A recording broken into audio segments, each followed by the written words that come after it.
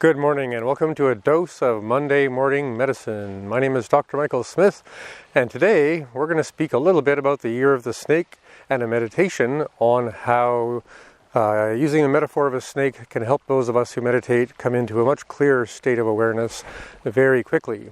There's a little bit of a warning though, if you're going to be listening to this and driving and or maybe being responsible for the care of someone in need, you might want to listen to this or watch this a bit later, because this slightly guided meditation is going to be maybe a little bit psychedelic or maybe put you in a bit of a trance state. So here I am in Souk, BC on a beautiful but very chilly day in January 2025, just a few days before the Chinese New Year. The year of the snake is a really potent year, and this year it's the wood snake. So I'm not going to get too deep into the symbolism of all of that. Please look it up if you're interested. It's very fascinating. But a few things to be aware of this year. It's important that we find a really clear pace and that we keep our sight close to the ground, which means just being very practical and consistent. And if we're doing that, we're going to find other people who are moving in the same way and are more likely to collaborate with those who are, you could say, dedicated, but also determined, but also discerning, just to play with words that start with D. So that we can all get where we're going. And sometimes when we make alignments and collaborations and try and connect with people who are perhaps flying in the air or running around in circles or doing other things, you could say our inner snake potential, our inner snake medicine is not going to feel like it's actually being held in a good way. And you could say that good luck is going to go and find someone else who might be just a little bit more close to what snakes are about. When it comes to your inner cultivation, it's the same thing. With snakes, it's just being in the part of your mind that isn't about stories, it isn't about things that are, you could say, affected by the winds at the top of the trees. It's very much about staying very rooted in our embodied self, in the spine, in the way we feel deeply in our intuition, staying very in touch with our instincts as well. So I could probably talk about Chinese astrology all day, but instead I would like to share with you this very, very potent meditation shift of perspective that has to do with consciousness we have in meditation practice, in very focused moments, maybe in martial arts moments, that helps us very much in our practice by connecting with the way snakes perceive what they're up to. And again, this is a little bit of a strange story to follow along with, and because it asks you to change your perception a few times throughout this little mini practice, again, just be mindful that you might not want to be doing something where if you suddenly shift into a trance state, something bad could happen. So here we go. Really important to be kind of playful with your imagination, a bit childlike, and consider what would it be like if you're whatever tall you would need to be to actually be riding the back of a snake. Now, I want you to be playful in your mindset, a bit humorous, and imagine someone kind of like at a rodeo, but on a really big snake, but, you know, about this tall, so it kind of makes sense with the size of your average big snake. And you're riding on the middle of this snake, and it's going through the jungle, and it's going through all the branches and the brambles and the leaves and all the other things that probably live in jungles. It's diving in the water because it wants you to get off of its back. And you can imagine what that would be like. And in a way, it kind of reflects what it would be like to have a very erratic, overstimulating, distracting, stressful day, because you're on the back of the track of your day, and you're barely keeping up. You're dodging this, you're barely trying not to drown in that. The snake goes underneath a log and you're almost knocked off, but you figure some way to get around it.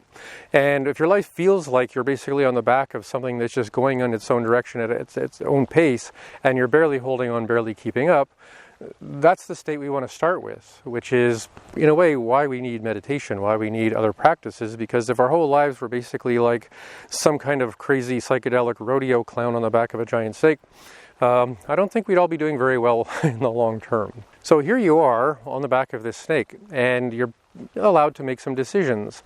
And one might be, and the one I usually would recommend, is instead of trying to change the rules, because you really can't, life is life, what you can do, though, is to shimmy up the snake. So imagine you're on this giant snake and you're this tall and you're pulling your way up the spine of the snake towards the head. And the closer you get to the head, the more you can see where the head's going and the more you can prepare for what's going to happen, because you're no longer kind of way back here on the back of the bus of the snake. You're getting closer and closer to where the snake is actually going. And you could say this reflects a certain aspect of mindfulness, which is I'm now watching where my mind is going and I'm sort of shifting with it, it and maybe try to lean a little bit one way or the other to see where things go and what I can actually do about what my mind is wanting to do with itself. And that's going to make a huge difference, because now at least you're again watching where the snake is turning, if it's going to go underwater, if it's going to again try and go under a log to knock you off, because that seems to be the game. You can see those things coming more because you're closer to the head of the snake. So of course the next thing to do, and this has more to do with embodied meditation, qigong, yoga, dance, movement, conscious awareness practices that keep you feeling in to what's actually happening in this moment inside the tissue, the membranes, the muscles, the fascia, the nerves, and the sense awareness you have in your body. So as you get closer to the head of the snake, and you may not know this, the ears of a snake are like little holes in the sides of its head. So as you shimmy your way up closer and closer to the head of this snake, you might be able to sneak around, and again, you're just this big, get your little hands inside those little ear holes, and now you and the snake are kind of moving together, or at least you can feel exactly where the snake is going as it makes up its mind, and maybe with a little bit of practice, hint, you might be able to actually nudge or pull or guide the snake. Now, with snakes and other instinctual animals, the more you fight against what they want to do, the worse things tend to get. So you can't just grab the snake and make it do what you want. You have to learn to collaborate and join in what it's doing and maybe add a little, subtract a little to shift where the snake is going, because again, for whatever reason in this strange, cartoon, the snake is trying to knock you off or make you actually figure out how to not be just barely keeping up with what your instincts and life is doing every day, because some days can kind of feel like that. So let's just take a moment and imagine what that would be like for maybe a month. And you're the snake. Here's a chance to really put this into practice. And you get up every morning and you do something that allows you to stay in your body, to stay, here's your list of things to do if you have a calendar or schedule. And you're just going to see what it's like to navigate through that with a certain amount of, you could say, grace or ease or flow, or just a certain amount of less chaos. And as that becomes more and more true to you, you're going to start noticing that becoming more connected with your visceral self, your instinctual self, your intuitive self, the more you're actually going to work with your kind of unconscious thoughts and feelings before they turn into things that are often very confusing. Because sometimes we get what we all call butterflies in the stomach, or sometimes I call them pterodactyls with machine guns, because if I get nervous, it seems like it's pterodactyls with machine guns. And when that feeling comes up, that makes us a little bit cray-cray with our thoughts, because there's a split between what we're thinking, what we want to do, and what our body is telling us. So once we can start actually checking in more and more with our embodied state, with where our snake body is going, where we can kind of learn to adjust things a little bit, now we're kind of getting more into flow, into ease, into a kind of trust game with our deeper instincts and intuitions and visceral kind of warning signs. Now, that's a good idea, and I think that's a great parable for just general how to manage your life, especially when things can feel like you're actually trying to get knocked off the back of your proverbial snake. But this is actually a practice around deep meditation. So I want to take this a little bit farther. And again, it takes a bit of imagination, and it's going to take us into a place that's going to ask you to drop into a more animistic state. And I just hope this is a really good moment for that. And if not, just maybe pause this until it is. So let's just drop in for a minute what it would actually physically be like to feel like you're actually in a way dancing with this snake. You got your little hands in the little ear holes, you're moving together, you're getting to know each other, there's no antagonism anymore, it's a bit of a trust game now. And you're embodied and you're in flow most of the time, or often enough when you actually put your practice into practice. And maybe you want to go into something a little bit beyond the self, beyond the story, beyond the thinking mind, because that's where most meditation wants us to go eventually. So I'm going to ask you to play with this very, very sequentially. So here we are, hands in the ears, riding the back of the snake. Our spine is in some ways aligned with the spine of the snake. And as it's moving, we're moving. And as we move a little bit, it moves with us now because we're kind of connected. And just imagine, if you can, laying your body down right along the head of the snake. So now your chin is sitting right on its forehead. And your eyes are looking exactly where the snake's eyes are going. And you're kind of looking and seeing and scenting the world together. And now there is no sort of separation of mind, body, instinct, feeling. We're really coming into a coalescence of being. And as that starts to happen more and more, and this is where it starts to get a bit weird, Imagine what it would be like, it's a cartoon, imagine what it would be like to not only be lying with your head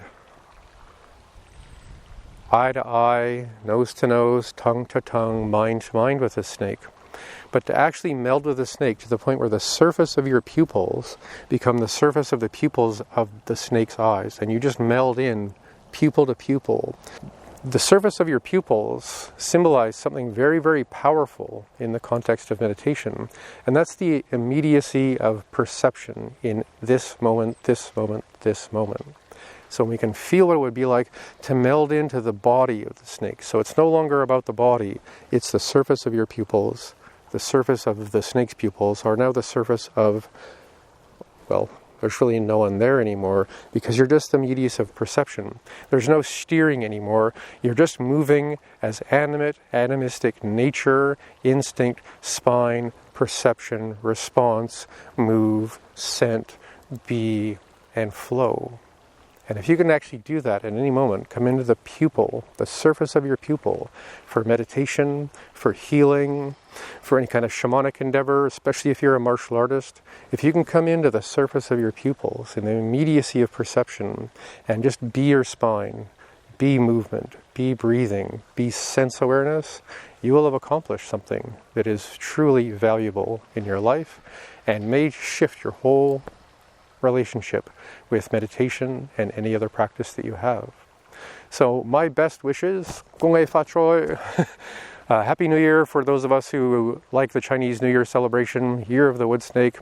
It's going to be a really, really potent year. I have a good sense about that. But as long as you can stay true to your snake, true to your spine, true to yourself, I think it's going to go really, really well. So I hope you enjoyed your dose of Monday morning medicine. Again, my name is Dr. Michael Smith. I practice here in Souk, BC. If there's anything I can do for you, please get a hold of me and have a great year.